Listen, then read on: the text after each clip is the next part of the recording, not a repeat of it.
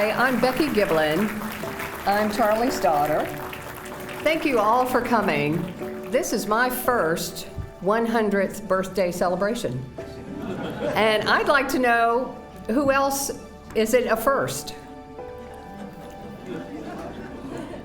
I'm Sally Caldwell Amato. I'm 102. I was born in 1923. Do your math. I'm Rufus McClure, and I've never met another Rufus. The doctor who delivered me 100 years ago was named Rufus, and that's about all I know. I'm discovering what it's like to be a centenarian, and I don't know what to expect as a centenarian, but I think I don't have any particularly negative thoughts about being 100.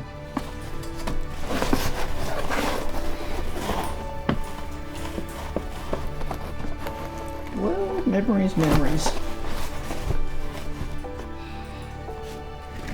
And just to think they're going to have to throw away all this paper. My name is Ann Beardsley. When you talk about the greatest generation, my perspective at this moment is that in some ways it was an easier time. It was brutal, for some. I'm not minimizing that. But you had a clear vision of what you were supposed to be doing. The generation really had a real sense of civic mindedness. The other thing I think about the World War II generation is it was a much more communal generation. There was no social media. One got its news from very limited, by our standards, very limited sources, printed newspapers, magazines, and they were also very much joiners. I was sitting in a movie on Sunday afternoon, December the 7th, 1941. The movie stopped, and the loudspeaker came on and said, "The Japanese have just bombed Pearl Harbor."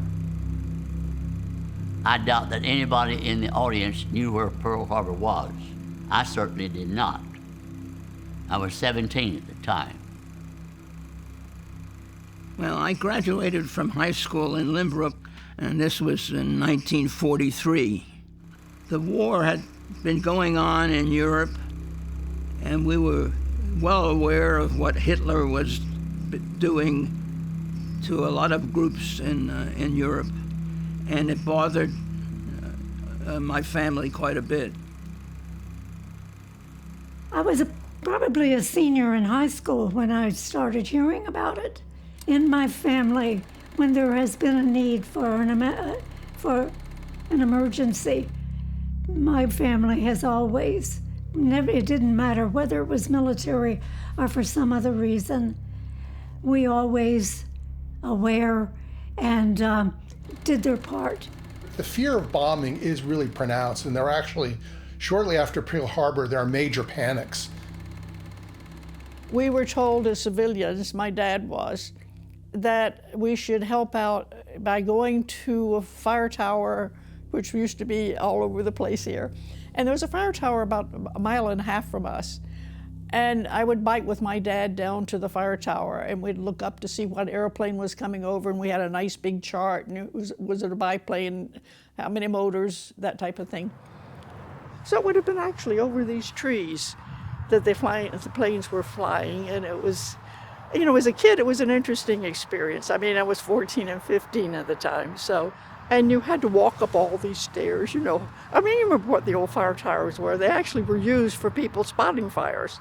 But I mean, we had so many military in the town. I mean, on the weekends, the town was huge with sailors, Marines. But I think the other thing that's interesting is I think back here on Parental Home Road, we had a Japanese family that went to our church, and all of us were very friendly with. And it wasn't until after the war that I realized they had taken the father as a prisoner. Most Americans lived fairly well in World War II, even with outfitting 16 million men and women in arms, providing huge amount of support to the Soviet Union and the British Commonwealth. So it's one of the reasons why it's often remembered as the good war, because wages went up, the share of wealth by the bottom half of the American society went up. Red meat was rationed, but a lot of other meats were not rationed, like chicken. Fish was not rationed, vegetables were not rationed. So there was actually plenty of food. It's just that Americans had a hard time giving up red meat and sugar and cakes. We grew a lot of our food, the corn, the beans, the potatoes, lots and lots of stuff. But you still needed things like sugar, which was rationed, and again, it was really funny because women couldn't get silk stockings anymore and had to draw a line up the back of their leg pretending they had on stockings, and who cares now? Florida was really, it was a tourist state. Tourism is very important, though it is there is no Disney. There is no, there is a Cypress Garden, ironically. And in fact, the water skiing shows at Cypress Garden come out as a World War II way to entertain the troops. But it is primarily an agricultural state with some very limited manufacturing. One of the things we get out of the war is orange concentrate. There was a real effort to figure out how to ship orange juice without taking up so much shipping space. It's very much a rural state. Most people make their living in agriculture. It's also a segregated state. There's a rigid color line.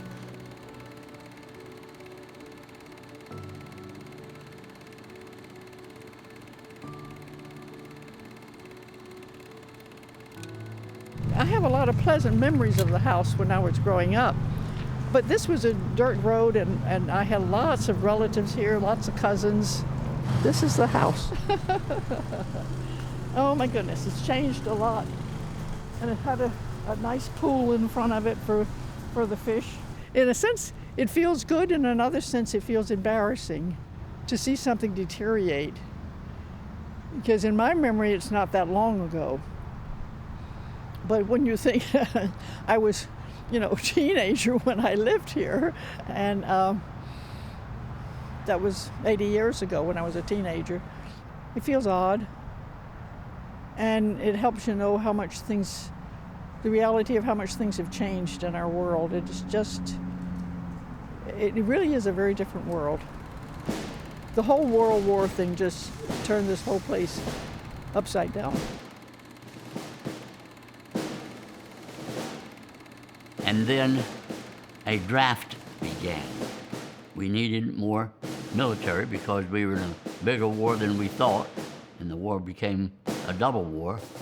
As everyone turned 18, he was expected to register for the draft. And then I was called up and drafted in February the following year, 42. And the following February the 3rd, I went into uniform. Everyone went through basic training. Basic training was a 17-week series of very basic training. The basic training was pretty rigorous. It's amazing how many bases were in Florida. Like Mariana had a major World War II base that continued into the Cold War. It was, with some important exceptions, a much more parochial generation in the sense that many Americans did not travel far from home. Well, my brother went into the 8th Army Air Force, and he was a co-pilot of a B-17.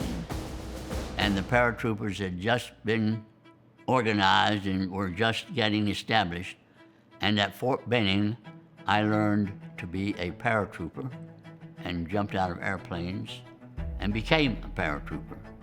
To an 18-year-old, it was fun. I enjoyed it. I really did enjoy it. And I looked forward to jumping out of an airplane. And I was still 17, and I thought, well, why don't I volunteer? The recruiter talked to me and said, we don't take anybody in the Army until you're 18. He said, well, we just started a new program called the Army Specialized Reserve Program. We identify people who are 17, and we sign them up and send them to a university to study in an area of interest to the Army. And if you score well enough on the test, we'll send you to one of the schools. A few weeks later, I got a letter from the Army. It said, we'd like you to report to Harvard University in the fall. We were put into a regular dormitory at Harvard, and we went to classes with all the regular students at Harvard. So that was quite an experience for me. I had two brothers. One was in the Army, the other in the Navy. And that's why I thought, if I want to be a part of this, I would like to be a Marine. I want to be another part of this. So we have the three branches of service. Many Americans were reluctant to have women serve, particularly Southern senators in particular, thought it would ruin the family, it would ruin womanhood. Senior military leaders were really supportive of the idea of women in uniform, particularly both George Marshall, Chief of Staff of the Army, and Dwight Eisenhower. They were very supportive. The men were needed overseas, therefore women were needed to fill those jobs that the men were leaving. And that's why I enlisted in the Marine Corps. I didn't know where I was going, didn't know what I would be doing. I didn't know anything except that I wanted to be a part. All the women were sent to Camp Lejeune, North Carolina, which was the large Marine Corps base, very large. I think the boot camp experience was a wonderful thing. It was something that has stayed with me and has helped me through my life to know this is what is expected of me. When it was time for me to go into the Marine Corps and time for me to have an assignment, so with my background as a trumpet player, and they had not had buglers, they decided they should have a bugler. And each base where there were Marines, women Marine station, there should be two buglers, one on duty, one off duty. That's two. So at Camp Lejeune, I went through boot camp, and then I went to field music school to learn the bugle calls. And I taught those people, some of the women who were going to be shipped out to other bases, who did not know how to use the mouthpiece of that bugle. So this was one of the reasons why almost immediately I got my first stripe.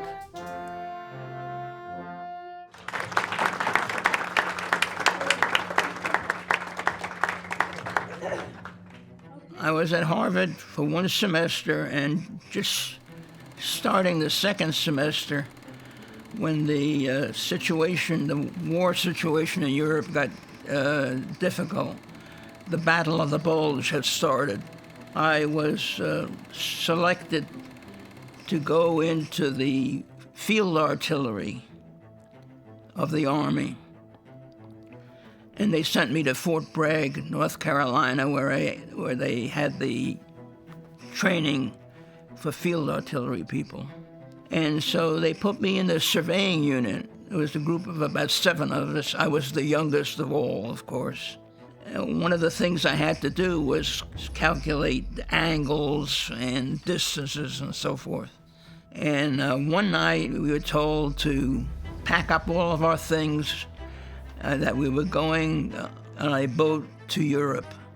It turns out that the boat they were referring to was the original Queen Elizabeth, which had been a ship that was for entertainment and for travel, and people loved it.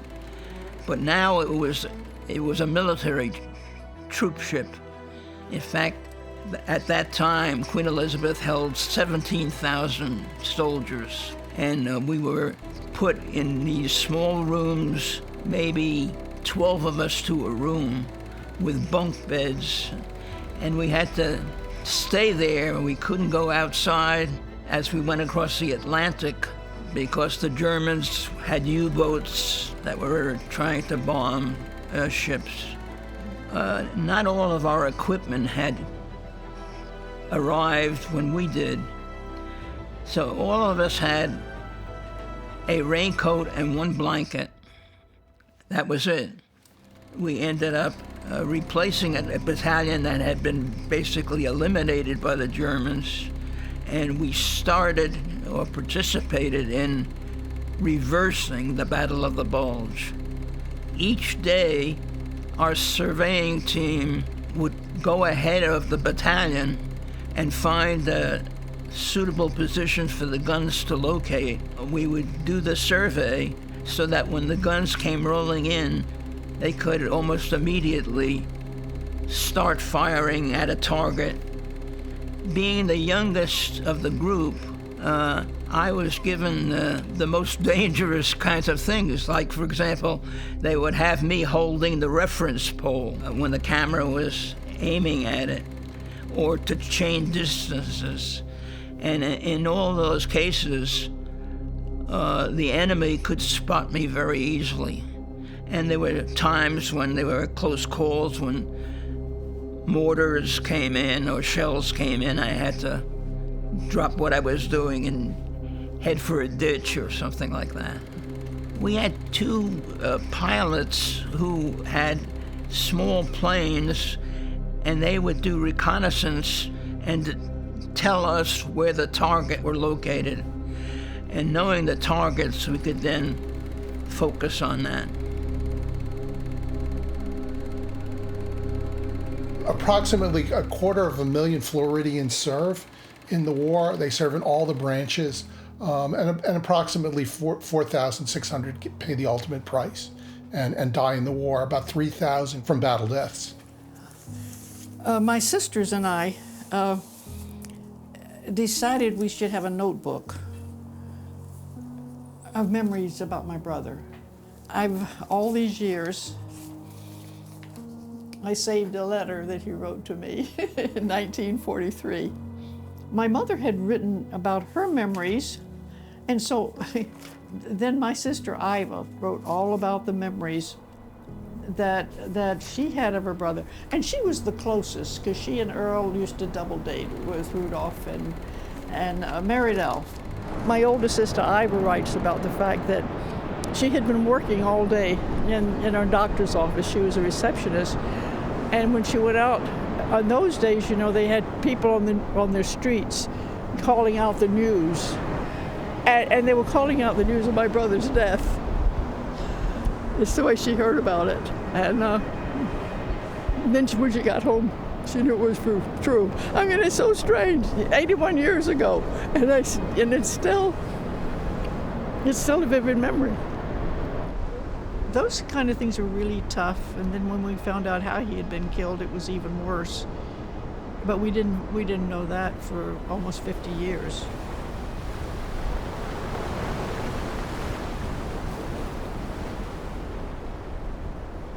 If you look in the distance, you can see a ship way out there.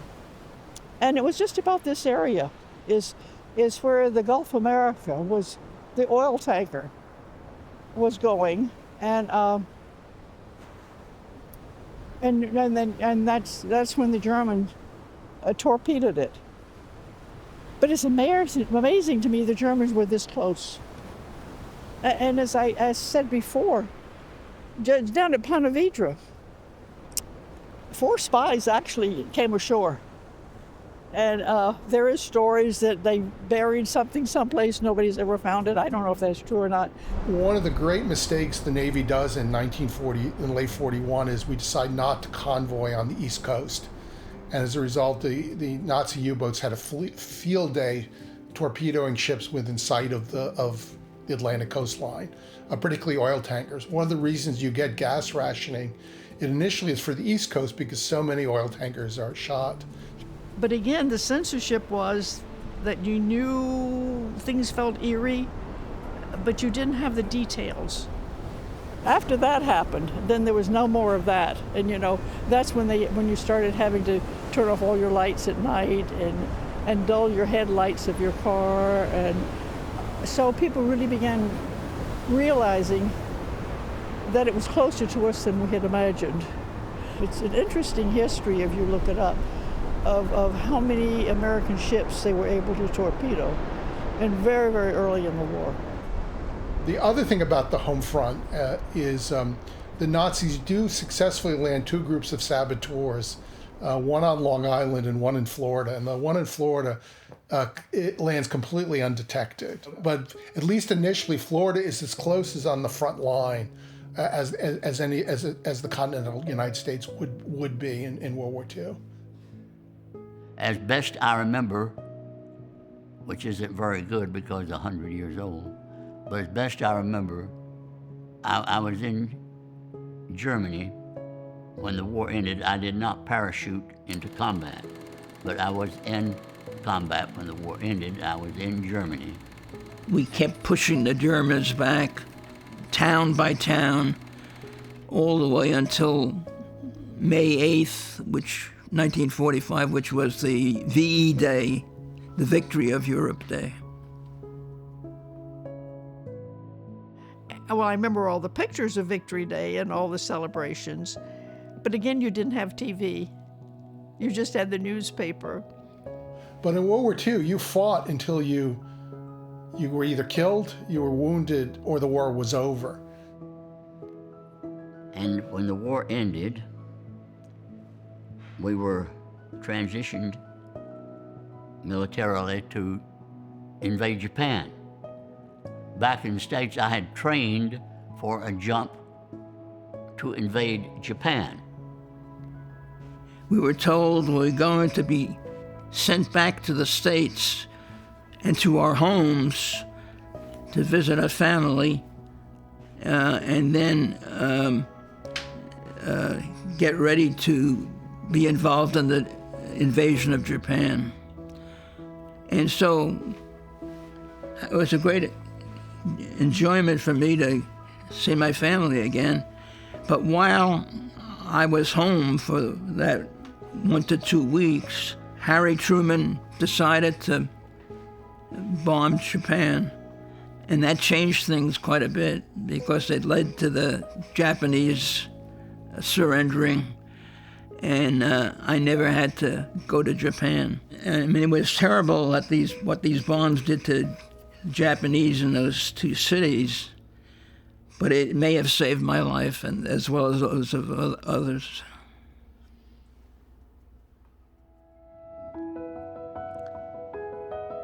I got out of the service in 46, I think it was.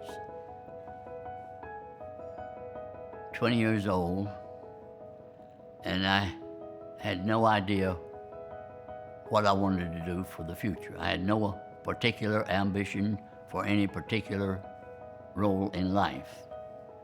What I was really struck by how much of the generation was really modest. There was a real sense of that generation to get on with your lives and not dwell on the war. It's no accident. You don't get a World War II memorial until the 2000s, because the generation after the war came home, they knew why they had fought this war. It was to defeat Japanese militarism in Nazi Germany. It was clear this was a necessary war, particularly after the liberation of the death camps and concentration camps. And so when they tended to build memorials after the war, it was living memorials. It was hospitals, it was highways, it was schools. After I was discharged, I had enough time to get 2.5 years of my education paid for by the government because I took advantage of the GI Bill. I got a bachelor's degree in science and home economics.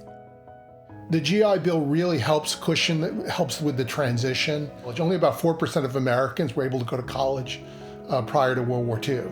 And so one of the legacies of World War II, beginning with the GI Bill, is the vast expansion of American colleges and the ability for Americans to go to college.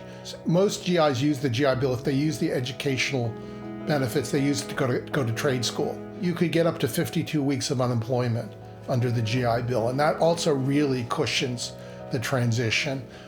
So I went to this base library, which was a small one, and had a librarian, and said to her, I'm trying to figure out what I want to do when I get out of the service. Can you help me find something about different occupations? And she took me back to a place where they had a bunch of pamphlets, each one about a different occupation. and I came across one called statistics. So I applied to New York University and was accepted there. And the statistics background is what led me into studying population change, and I became a demographer. But fortunately, I had a sister, and she suggested that I go to college, and I did. And as a result, I became an educator, a teacher, which I think was a great experience, and it determined my life. My military experience was good preparation for me to go through college and into the classroom and become a teacher. It didn't dawn on me at the time, but I realized subsequently that the discipline I acquired in the service, sense of purpose I acquired in the service, the sense of impacting other people in a positive direction shaped my career, my life. It took a while till I could finish writing my PhD dissertation, but I did it while I was working at the Census Bureau, which later became published as a book. It's over there. But some of these books are textbooks. There are two I wrote with students, textbooks for students. Then later I did this textbook by myself, which is the major one. I never revised it. And these are a copy. The latest nonfiction one is Living and Dying in the USA, which has got very good reviews. And then my one novel. At one point, I got a telephone call from the person who was then chair of sociology at Florida State University, saying, "We understand that you might consider a university position." Well, the reason I was brought in to Florida State was to build up a population studies program, because they taught one graduate course and one undergraduate course in population, but other schools were beginning to develop broader programs in population study. A lot of my work was to introduce new courses, teach most of them the first time round, and then later on I became chair of the sociology department for 3 years. And in 1967, I said in order to really build this program up, in addition to having the teaching program, you needed a research vehicle. Other schools were beginning to develop population research centers. So I started to build a population research center. And there were 2 sociologists and 2 economists joined me in starting to build that up. And I was director of that for the first 15 years. And then others took it over, and we were able to recruit some top-notch demographers to the center. And today, that center has a national and international reputation. There were a lot of publications that come out of the center. In 1939, Florida College of Women is the second largest women's college in the country, and the GIs coming home, Florida College of Women becomes Florida State University, and the vast expansion of higher education is a legacy of World War II. So I'm also indebted for that generation, beginning with the GI Bill. I retired at the end of 1995.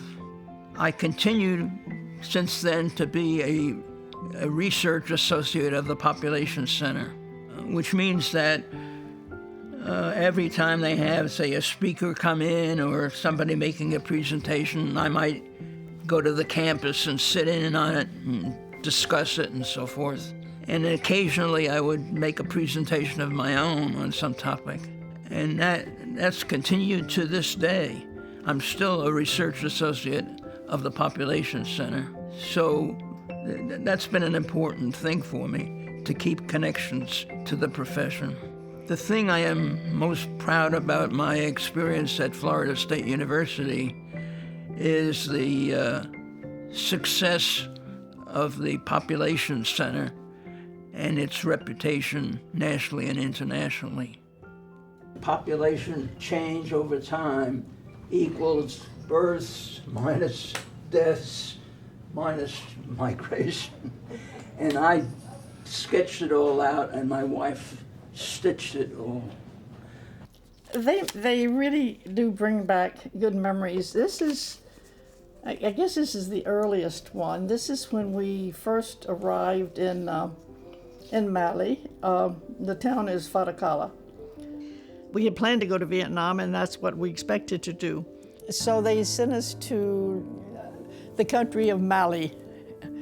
Mali now is in lots of troubles, but it was a very easy place to live at that time. Well, very hot.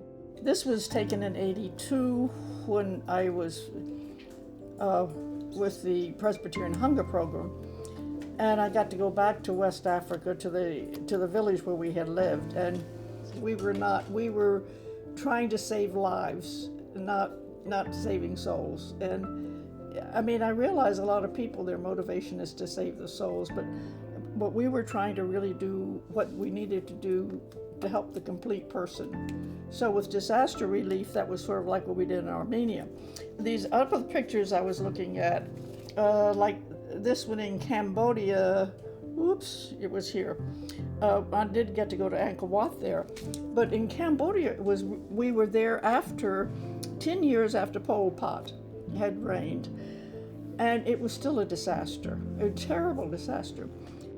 When we lived in Kenya, it was, that's when the apartheid was really, many of us were really trying to deal with the apartheid issues. And so it was so significant to us when Nelson Mandela was freed on a Sunday morning. My daughter lived in Massachusetts, and she gave us a call, and she said, "Mommy, are you listening? Mandela's free." We can do a certain amount in the world, but it's heartbreaking not to be able to do more. I would say, with serving others, it gives you an appreciation of more than one way of life, and there's more than one way to live. And again, I think that's what helping is all about. And so I think actually, when you think you're serving others, sometimes you're the one that is getting rewarded. I moved to this community when I was 75, and I had done so much volunteer work in my life. My neighbor, Bill Hiller, started the Employees Scholarship Fund here, and Howard and I were both involved in that. And when I came here and I saw the list of volunteers, I thought, no, I'm going to take it easy. Well, I didn't take it easy even 6 months. I came here in June, and by December, I was chairing the Employees Christmas Fund, and then I was on the resident services, and I was on the resident council, and then my friend began the Employees Scholarship Fund, and we were on that. The scholarship committee, for what it says, is giving a scholarship to an employee, and I'm part of that committee. We have over 300 employees probably, and many of them need additional training. They are people of ambition, and they want to improve their lives. And then we noticed that some of the people here could understand English, but were having a hard time speaking English. And both of us were aware of, teaching English as a second language. And so we started having these, we got several friends, and we would have classes then for some of the people that were having a hard time speaking English. I am proud to be a Marine. When I see a Marine, I am proud. I am still a part of the Marine Corps because I belong and I attend meetings for the Marine Corps League, which is a local organization for the Marines. We meet, we do, you've probably heard of Toys for Tots. That's done by the Marine Corps League. I'm a curious person, for one thing. And I'm a person who likes to be active in things. And so getting involved in activities is something I've been doing all along. and that includes a variety of things. So I'm always thinking there's something more to be learned. And that has kind of motivated me to keep active and to identify new areas of interest. And so I'm still thinking, even at my age now, that there are things I haven't done yet that I should be doing, and I'll work on it. This Jewish group I met with wanted to know if I could make a presentation to them on something. I said, okay, how about my talking about Jews in the U.S. military? I'm starting to write up a story about it. Going back to the Revolutionary War, I'm going to talk about my own military experience in terms of how I was treated by people who knew I was Jewish. Generally, I was treated fairly, but there were a few people who treated me poorly, even in combat.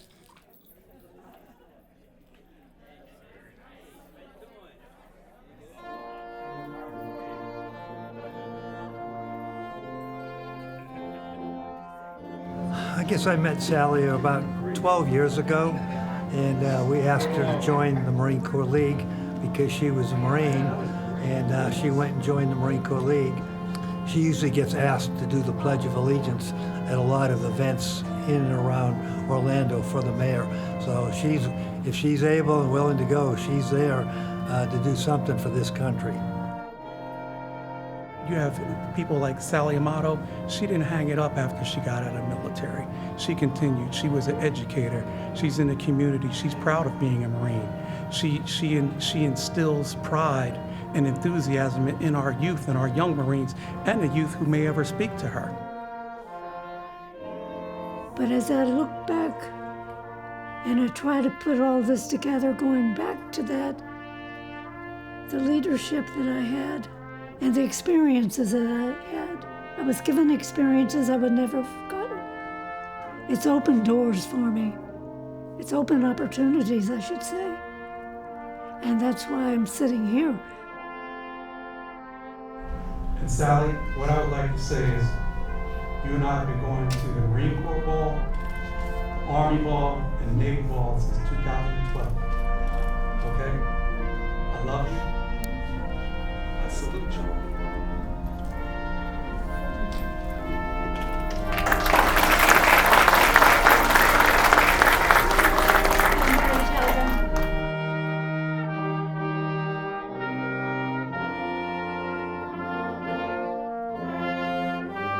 So I've known Dr. Nam for about 20 years now.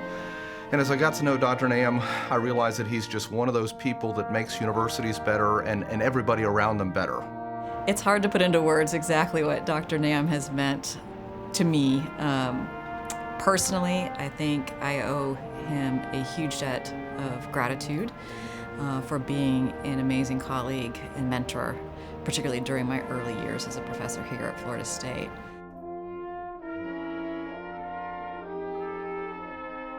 When Charlie comes back to the university, I always ask him to speak about his experience as a World War II veteran, to remind our students about the importance of that generation, the massive enormity of that conflict, and the service that so many gave to make the nation better. What I love about when he does so, as a veteran, Charlie can show students that the importance of service is not just during your time in service, but in the life you lead after you leave that role.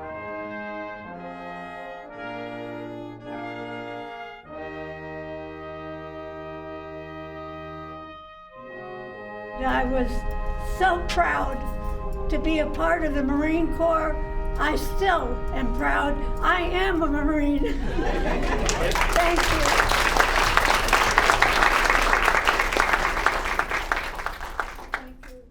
My military experience provided certain satisfactions for me. First, I had never traveled internationally to foreign countries. That was a new experience, which later in life I was able to continue. It was also a chance to meet people of different countries I would never have met before. Unforgettable, that's what you are. It was also a chance to be affiliated with other members of the military who I would never have met had I not been in the military. And all of these things help broaden my outlook on life. It's a part of your life to serve others, you know. And so my grandfather were always helping everybody else. I think it's a very different orientation than someone who had been geared toward just my importance is how much I can be successful and make money, and that it's money that shows I'm successful. The most important lesson I've ever learned is to appreciate diversity. And so I think really trying to look at the world through the eyes of other people is one of the best things that can happen.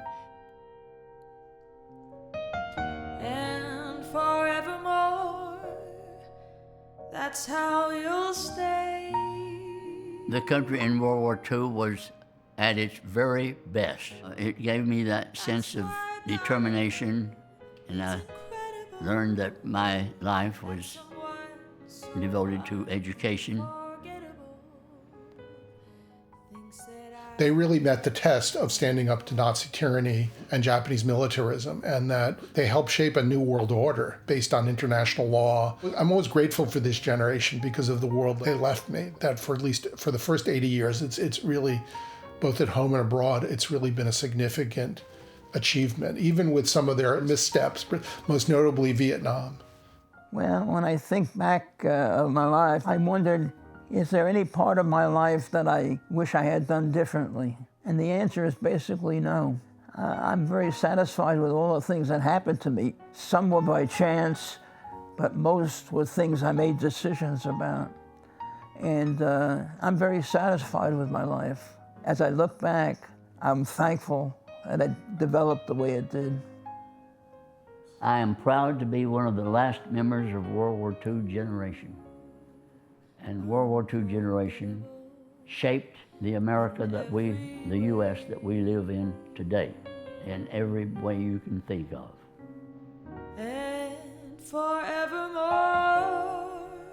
that's how you'll stay.